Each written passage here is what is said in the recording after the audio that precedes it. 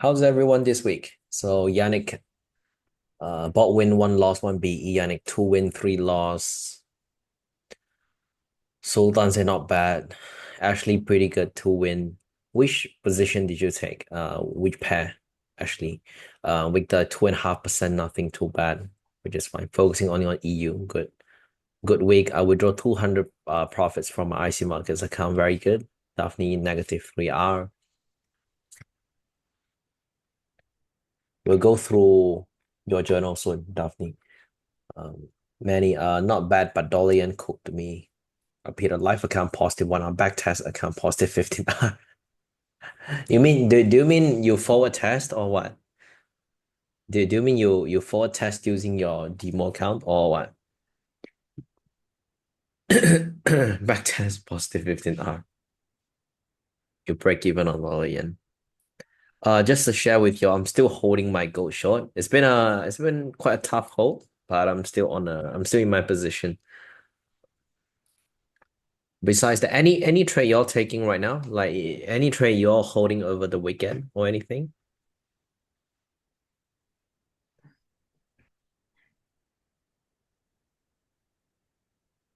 Just want to ask. Hey Eric, how's everything? Uh, hey Etienne. Break even dollar yen. Tai Hong says still on pound dollar. You mean pound dollar long? Is it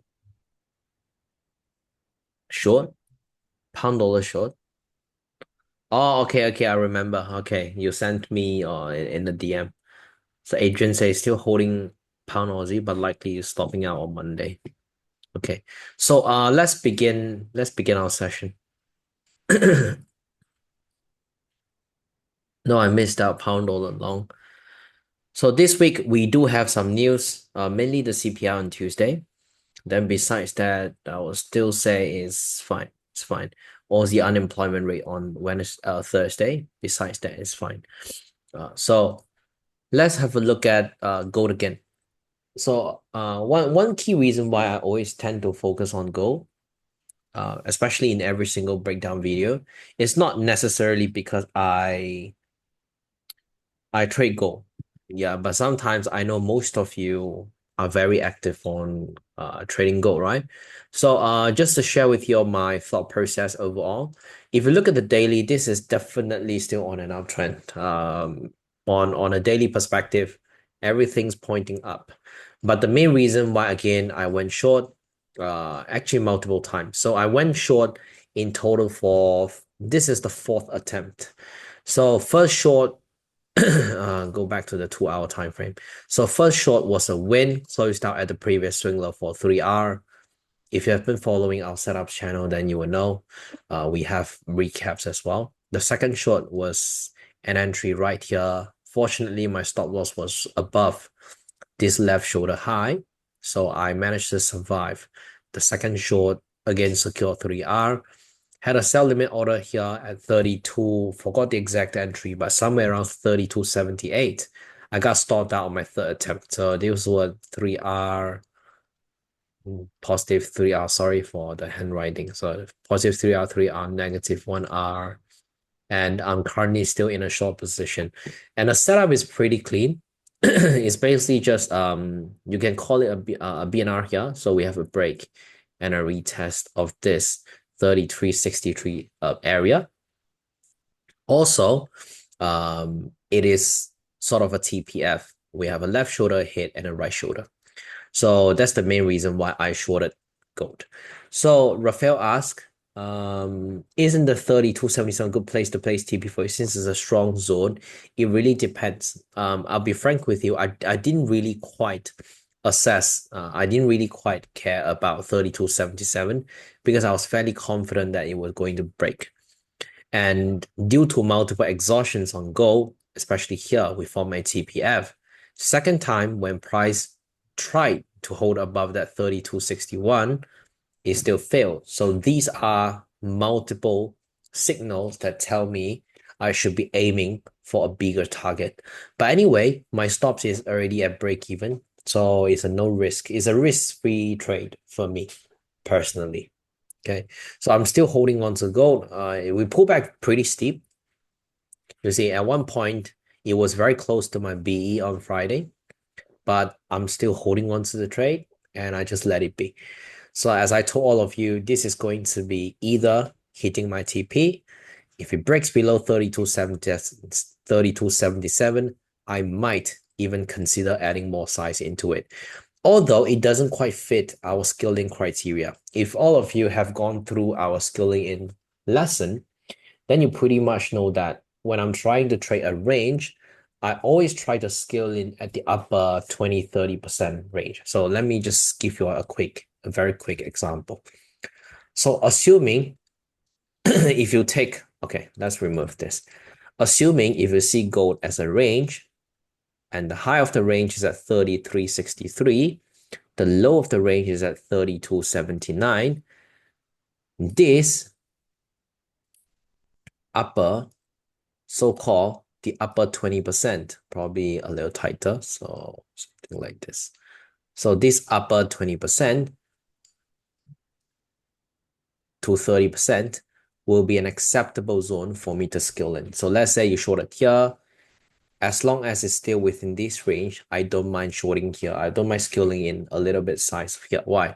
Because when we're trading on a range, we always try to ensure our entry, or if you scale in, your average entry price is within the upper 20 to 30% range. If let's say you are taking long, then I always try to ensure that my average entry price is around this bottom 20 to 30% range. This is a really simple rule that guides me on how should I trade a range, under what scenario I shouldn't be scaling in. Because I realize some of you when you trade a range, okay, let me show you an example. Some of you always tend to do this. You go short here, and then you forget that there's a chance where price may bounce off the bottom band or the low of the range, and you try to scale in the middle of the zone, middle of the range. This is what we call a mid-range entry, which is bad. If all of you have been following me, then you know I'm someone who say no to mid-range entry. Why? Because when you enter on the mid-range, you have just given up the only thing we can control as a trader. There's few things we can control as a trader, but one most important thing that determine your profitability is actually your entry price. So entry is almost the only thing we can control. Not the only thing, but the most important thing. Why you can't really control how market move. You can't control the volume of the market. You can't control the volatility of the market. You can't control the speed of the market. The only thing you can control is almost your entry price. And that's why for this entire week, I've reviewed so many journal, and I noticed that many of you are either treating every single winning trade equally. That means you're scaling into almost every single position. Just remember this, not every single trade deserves a skill in, especially like this one. I shorted gold at 33.63. If I were to zoom into the lower time frame, and I try to scale in here, something like this, which is something that many of you would do, right? Would you agree? I know many of you love scaling in this way.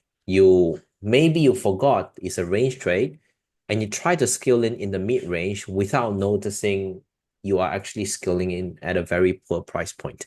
You try to scale in here, assuming if it did not TP, once price pulls back steep, you immediately get stopped out for a loss, even if price is still some distance away from your initial entry. That's the first mistake. The second mistake is still back to the scaling in topic, which is I notice a few of our trader, I won't call out the name, they just keep scaling into every single trade.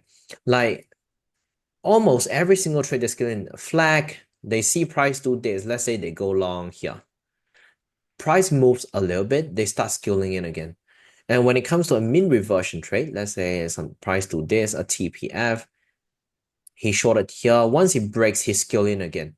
When it's a range, he shorted at the high of the range, he shorted here. Price moves a little bit, assuming he entered here. Price moves for a little bit, he scale in again. So this is a very common mistake with skilling in, which is you are too greedy. To be straightforward, this is just a sign of greediness. And that's why it is very important to study our lessons on how to skill in, when to skill in. Remember, a few very simple filter. First one, when the market is on the range, don't skill in the mid-range. Second thing, if it's a min reversion trade, if you want to skill in, it's fine. Make sure you trail your stops. Because when you're trading min reversion, also called reversal setup, you are against the overall trend. And if you skill in too aggressive, you are risking, you're basically throwing your price position. Because okay, let me find an example. So if let's say today, I'll just share with you a common mistake that I can see.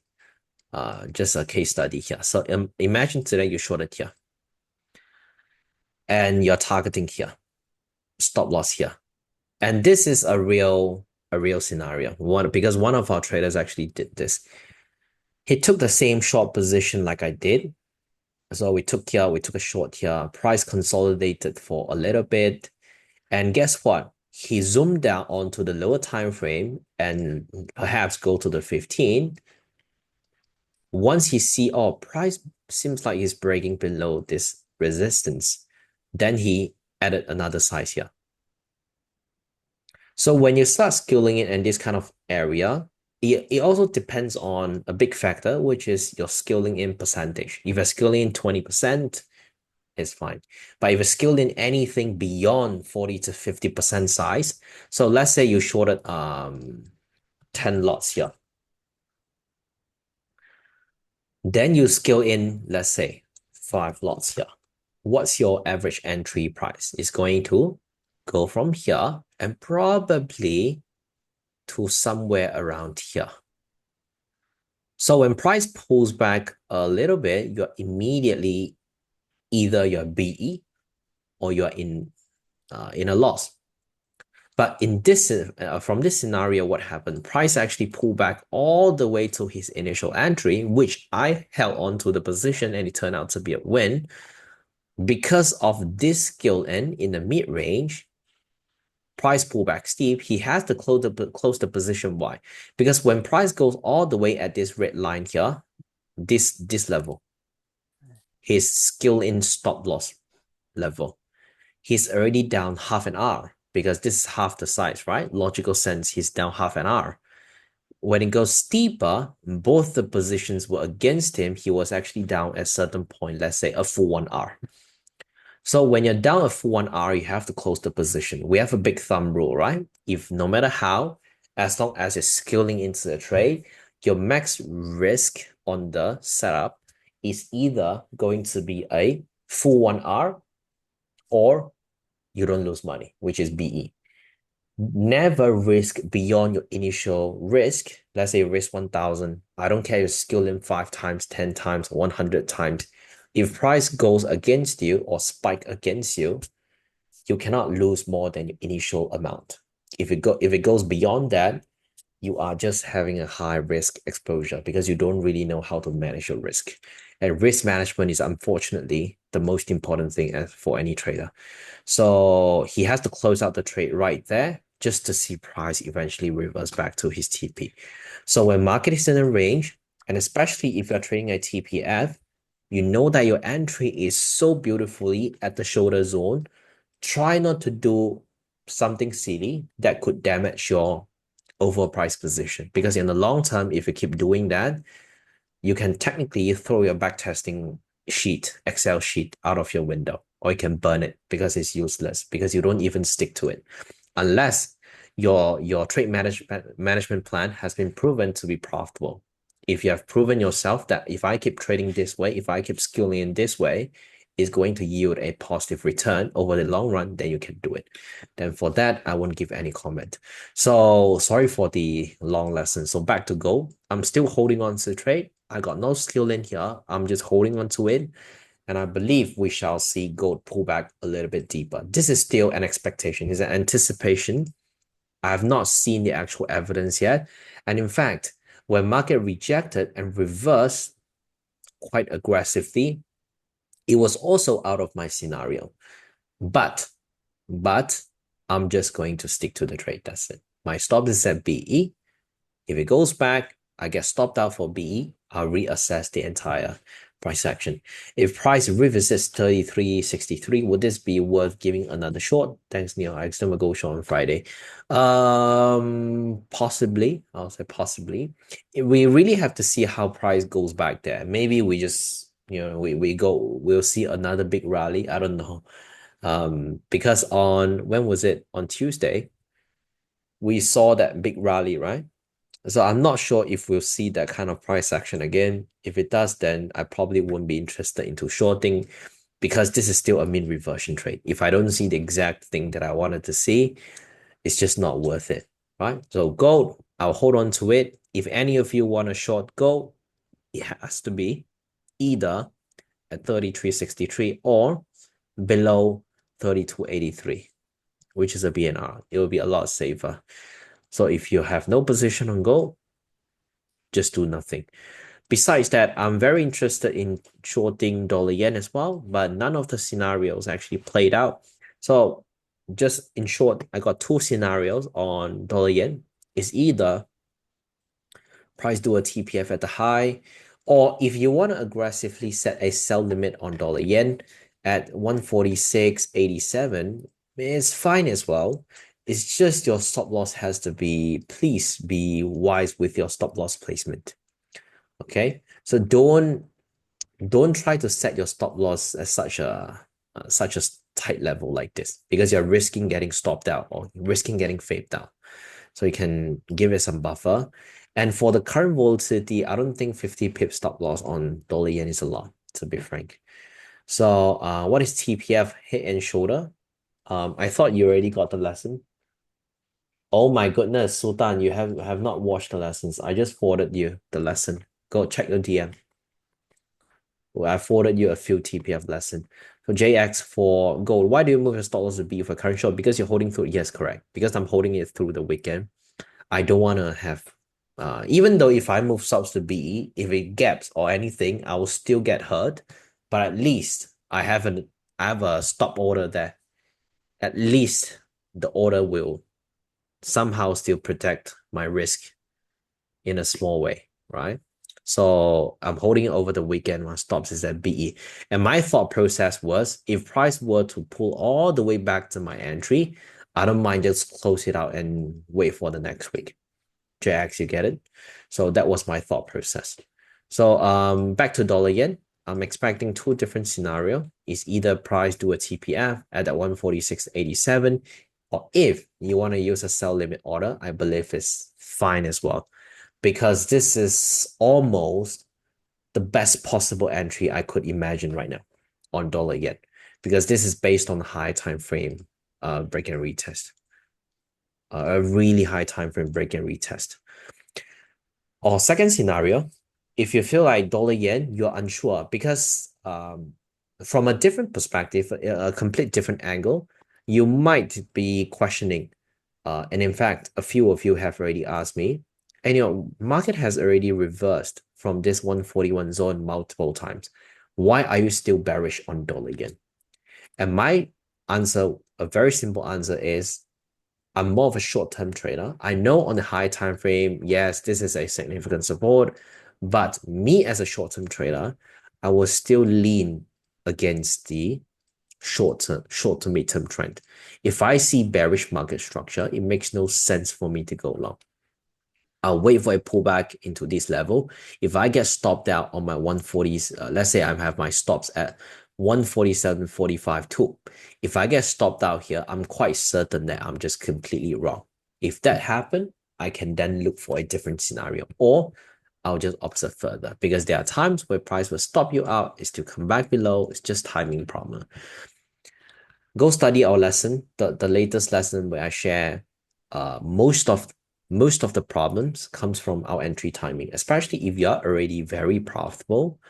You realize that almost the only thing that we cannot control is the timing. No matter how accurate you are, you can never predict the exact turning point on every single trade. There are times where I get in a trade, I get stopped out, but tomorrow the trade idea is still valid. It goes into my favor, hits my TP. The common problem has always been you get stopped out, you just walk away, and then you move on to another few pairs. And then a week later, you come back to dollar yen, for example, say, hey, I thought I was supposed to be shorting because I got stopped out, I walked away, but price eventually reversed all the way down to my TP. This, I believe, all of you can type it in, should be also one of a very common problem we're facing, right? Have you ever um review a journal and to see how many trade that you get stopped out eventually goes back into your favor? Have you all done that before? If you have not, please do it. Really, please do it. So Damian say yes. Etienne say yes. Jason, yes. How about the rest of you? This is a very important reviewing for me. And it was a big breakthrough moment as well. Because I realized almost more than 50% of my positions stops me out and it still go back into my favor, whether if it's 1 day later, 3 days later, 1 week later. Almost every time it'll happen. Because as a trader, the more you trade, the more you can get the market direction quite fluently, quite easily. But the problem has always been the timing. And timing is not something that you can control. As much as we have a very strong entry trigger pattern like TPF, but there is still no guarantee that when price forms a TPF, it will drop.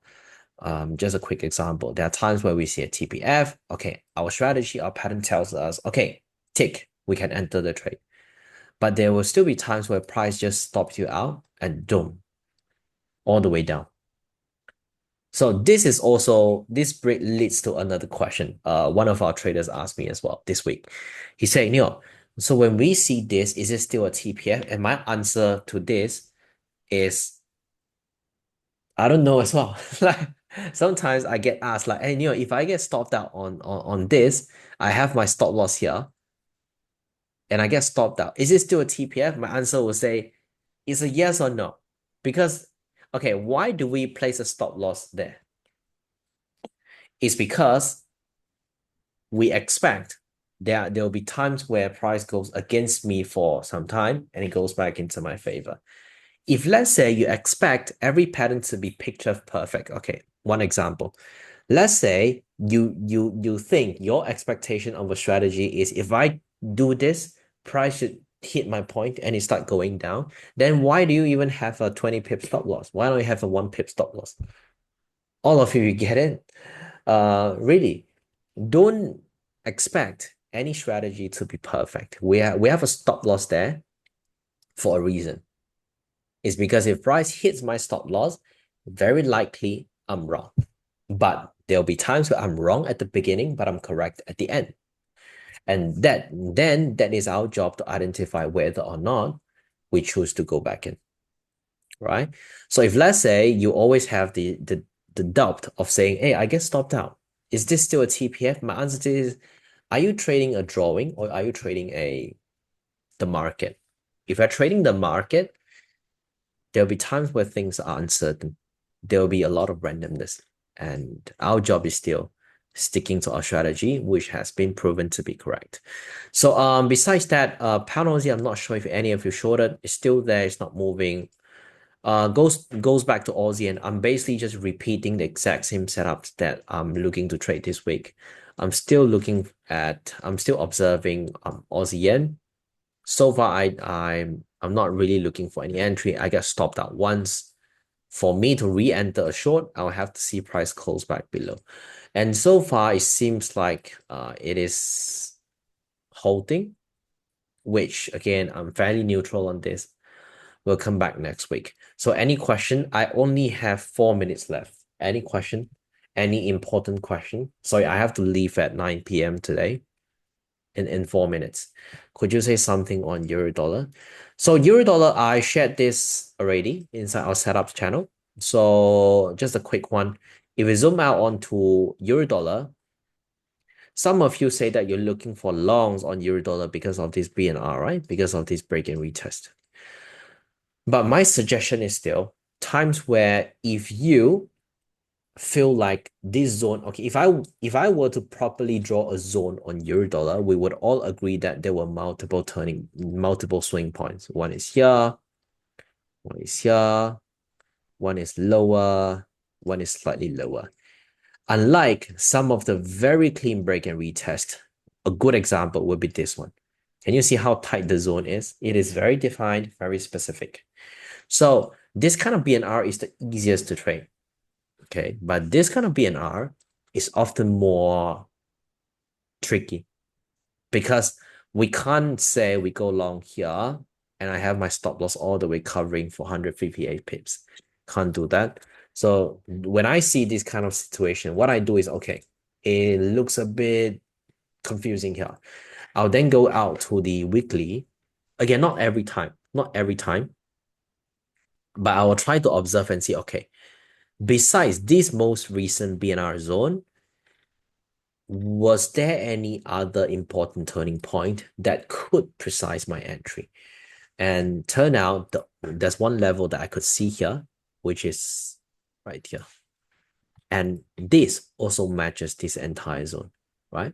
So for this, that's why in our setup channel, I mentioned I'm looking to go long on euro dollar around 1.1115. You get it? Who was it asking? Yannick? Yeah, that's the main reason why I am observing euro dollar as well. But my entry is lower. And so far, I didn't see any strength on euro dollar as well. So which to me is a good sign. I really don't see any strength at all for now. Yes, we did have some rally here, but we still failed at the previous structure. Unless we start breaking above the structure, then maybe we're not going back anymore. Okay, let's be quick. Thoughts on Kiwi Dollar?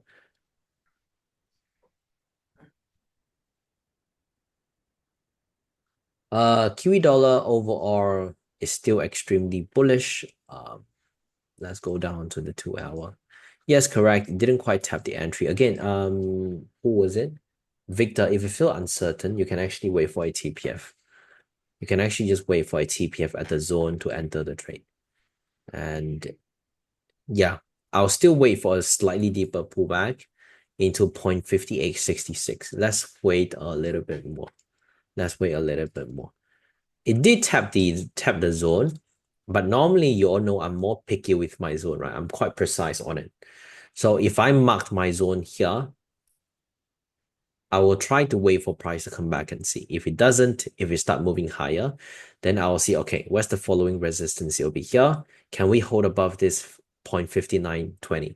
If can, then potentially we have to start shifting our entry higher. You get it, Victor, right? So EU, okay, so then you have a lesson on lot size management. Lot size management, there shouldn't be any lesson. But the only lesson should be skill in management. Because we your risk is always sticking to the percentage, right? Let's say you determine my risk per trade is 2%. Then what's your account size in relative to the 2% risk? I believe that's the thing, right? So lot size management, there's nothing special. Skill in 20 to 30%, up to your own risk appetite. So Dow Jones for YY. Okay, let's have a look. I'm still neutral on this. I'll just be frank. One reason being I'm still not so bullish on the Dows is because of the angle of the rally. It looks pretty exhausted to me. And that's why some of you asked me this week on whether should you go long on Dow at 40.81.6 zone. I still say maybe observe further because the angle of the rally seems a little exhausted. Can you see the price action here? So let's wait further. I'm still more leaning towards the sell in the short term, frankly speaking. Why? So if it does break back below 47.90, then it'll give me a TPF entry. You want to short, if you want to go aggressive, then I also can see a higher level TPF here. If we go to the 1 hour, if we make it more specific, let's say here, here, which is very similar to your entry, right? 41.60 here. I don't think I'll put it there. I'll say a more significant resistance will be 41.360. Because if you zoom out, let me ask you why this one more important or this one? Definitely this one, right? That's why when you're trading on the TPF, you have to measure which zone is more significant. Then you lean more towards that zone. You get it? Why? ETN thoughts on AU long. AU still observing, in fact. Okay, let me clean the chart. If you look at the daily, short-term wise is looking weak as an intraday basis, because if you look at the 1 hour, we actually failed to hold this point 64.40. So it does seem that on the hourly is quite weak, but on a daily, I'm fairly bullish on this. My entry zone will be lower at 0.6295. That's the only entry I'm looking at. That's it. Who was it? Tian. Looking for an entry. So do you make a lesson on trading plan? Yes, we already have a lesson on that. Yeah, Gabriel, one last for EJ. Does it make sense to be A plus setup with TPF setup in good price position? EJ, let me see. Oh, you want to short it here? My suggestion is not really. I really don't like to trade. I don't like to go against the trend. If I see this kind of consolidation, because to me, it's a big sign of strength. So if I were to trade, I will again observe Aussie yen, which I believe the overall market structure is more clean, is more intact. That's it. Yeah. Get it? Gabriel? Okay, so that will be it for our session today. And I hope you all learn something meaningful. All right. So any question, please let me know, and I'll see you all tomorrow. By the way, I'll be going to Japan very soon. So if you have any important thing that you want to discuss with me, please tell me before 20th. All right. I'm flying to Japan on 20th. Okay. Bye-bye.